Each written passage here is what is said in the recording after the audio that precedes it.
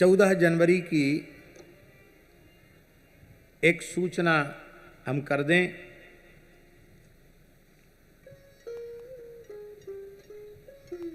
और उस सूचना के पश्चात कथा होगी।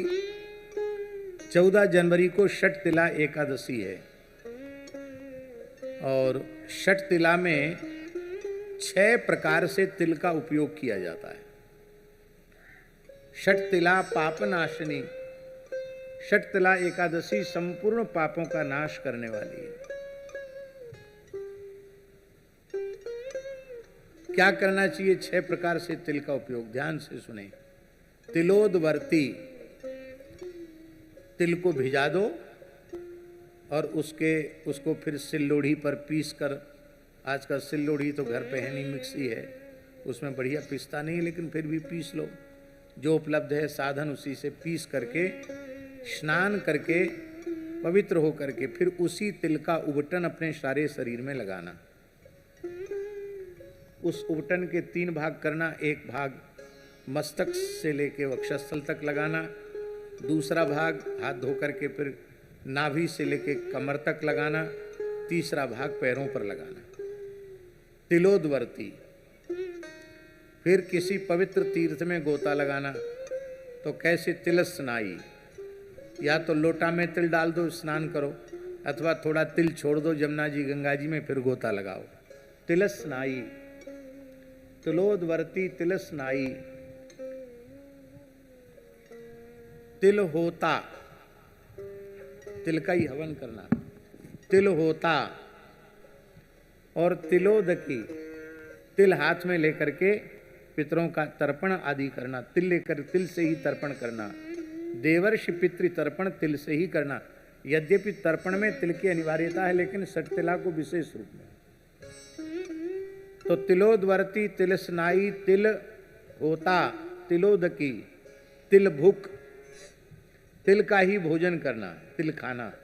यद्यपि तिल सप्त धान्य में आते हैं, लेकिन चूंकि एकादशी का नाम ही षट तिला है, इसलिए उस दिन व्रत में तिल ग्राह्य है।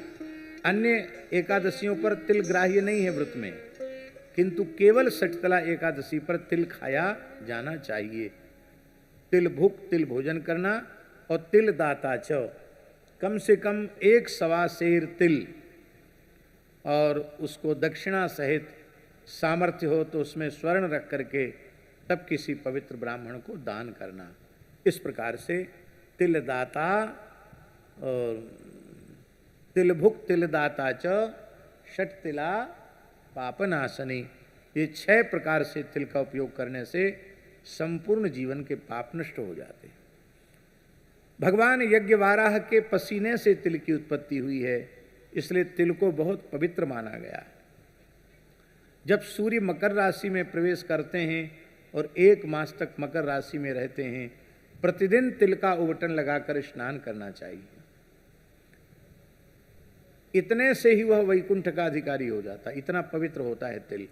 ऐसा भी पुराणों में लिखा है, कोई अत्यंत निर्धन व्यक्ति वो तिल भी न जुटा सकता हो तो क्या करे? बोले जब तक सूर्य मकर राशि में है, तिल तिल कहकर स्नान कर ले तो भी वो मुक्त हो जाएगा। इतना तिल का महात्म्य है। तिल का दान महादान कहा जाता है। और यह एक बहुत बड़े संयोग की बात है कि हम समझते हैं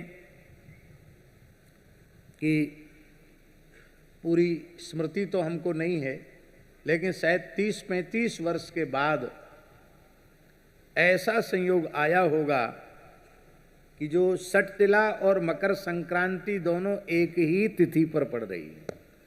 मकर संक्रांति भी वही उसी दिन और षट तिला एकादशी भी उसी दिन। ऐसे कई कई दुर्लभ योग उस दिन पड़ रहे हैं। इसलिए इस बार की जो मकर संक्रांति है और षट तिला है, ये विशेष पुण्यप्रदा है। बहुत से लोगों का प्रश्न है कि महाराज संक्रांति को हम लोग अन्नदान करते हैं, अब क्या करेंगे, अन्नदान कैसे करेंगे? क्योंकि एकादशी है, तो अन्नदान के प्रतीक के रूप में तिल दान करें उस दिन।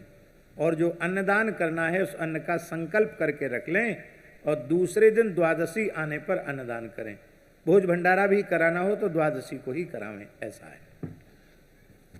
ये 60 तिला संपूर्ण पापों का नाश करने वाली है और संक्रांति तो अक्षय पुण्य को देने वाली होती ही है। 14 जनवरी को मध्याह्न में लगभग 3:13 से एकादशी का और मकर संक्रांति का पुण्यकाल आरंभ होगा, जो सूर्यास्त होने तक चलेगा। तो वैसे संक्रांति में भी विशेष रूप में मकर संक्रांति के अवसर पर समुद्र स्नान की बड़ी महिमा है।